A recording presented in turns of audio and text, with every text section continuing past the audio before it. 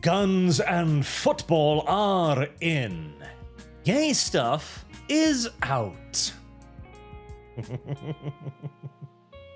Now that sounds like a fantastic reason right there to cheer on the recent purchase of Electronic Arts. So, we talked about this briefly on the last ArchCast, where there is a bunch of investment companies, primarily Saudi Arabian-led, who were trying to buy out Electronic Arts in order to bring the company back to a private entity rather than a publicly traded one. That has now happened in a $55 billion deal where the shares were bought out at $210 per share, 25% above the regular asking price. Now, of course, the intricacies of bringing company private from public is quite complicated, and not one we're going to go over here beyond mentioning that this is likely to leave the company with a fair bit of debt, which is going to have to service as well. But more interestingly is the reaction to it, with sites like PC Gamer, for example, quite blatantly stating here that they understood that not necessarily EA, but somewhat, yes, but specifically Bioware, a part of EA, was a allied entity. They recognized it as a political friend, as a company more than willing and indeed eager to place ideology far, far, far above any actual game that they were making. But will the Saudi Arabians be quite so eager? Well, again, their ideology is not entirely compatible with their worldview, hence the gay stuff. And secondly, a company that now has a lot of private debt is going to need to actually earn money. And that sure as shit is not Bioware's forte.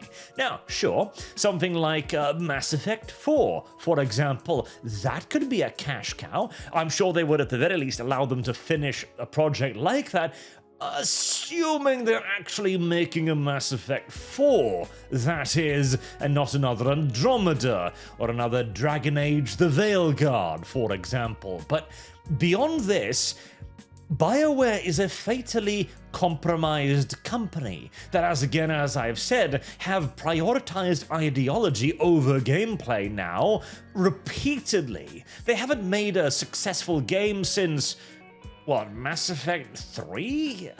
I guess? And even that one, you can happily argue that the damage it did to the Mass Effect franchise may very well have outweighed the actual benefits of its creation and its launch. So, yeah, Bioware may very well be on the chopping block here, as is indeed all of the gay stuff. Not even necessarily because the new buyers are going to be opposed to it. They are, and God bless them for that, but also because it doesn't sell. Everyone knows it doesn't sell. Even EA knows it doesn't sell, because if you pay attention to EA's recent catalogue, whilst there are certainly elements of wokeism here and there, like in the newest entry of The Sims, for example, they're relatively subdued. EA, which used to be the most hated company on the planet, before we had more complicated things to worry about, has quite quietly just been grinding away making games for the last decade or odd. And any new investors now that want to earn money first and foremost rather than virtue signal, well, they are sitting on quite the potential goldmine of IPs. Command and Conquer? Seriously. The remaster did amazing. They've got money in the bag right there. Remaster Red Alert 2. Remaster Tiberium Wars. Like, you have so much free cash in merely just finding a company that looks vaguely competent and farming out old CNC titles. Not to mention the opportunity to build new ones. The classical strategy market is starved.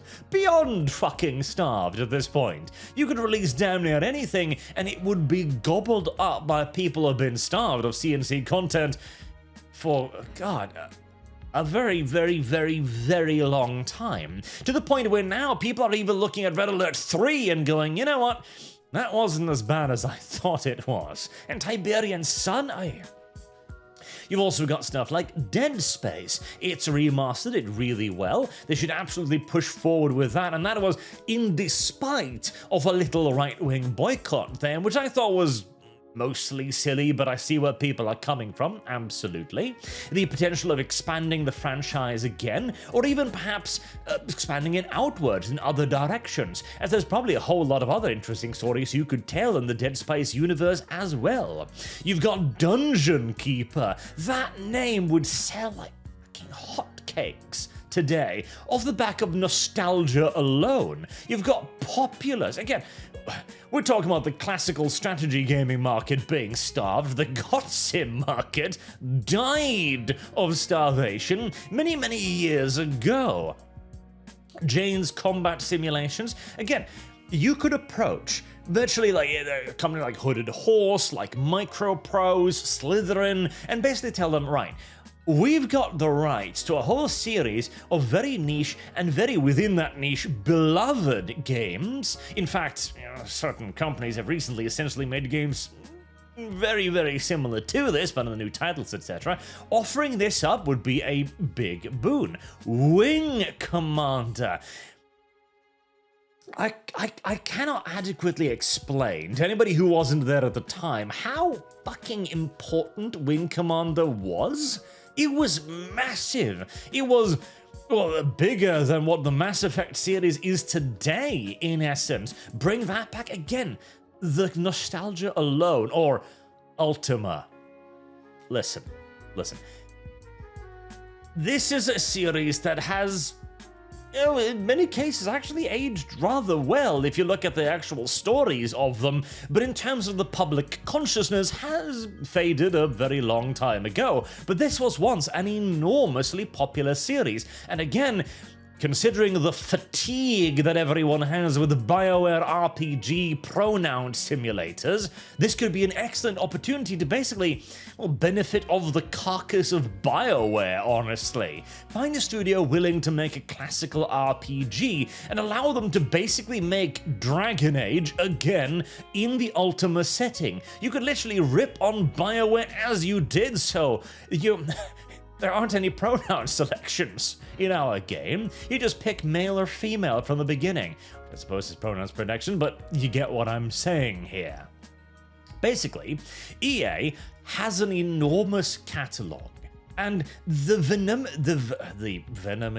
poison of its name has largely been dispelled in this day and age. Electronic Arts is no longer the great evil of the video games industry because, compared to the actual problems, it was rather benign, frankly.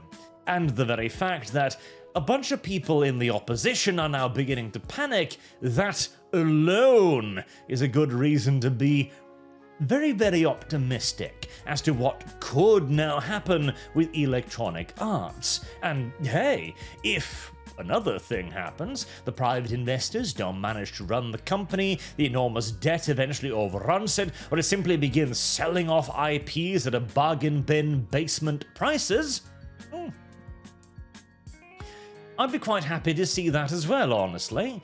If we were to let all of these beautiful titles simply fall back onto the public market to be snapped up by anyone and everyone willing to do them justice, I don't really see the problem in that one either. So all of this really does seem like a win-win situation to me right now.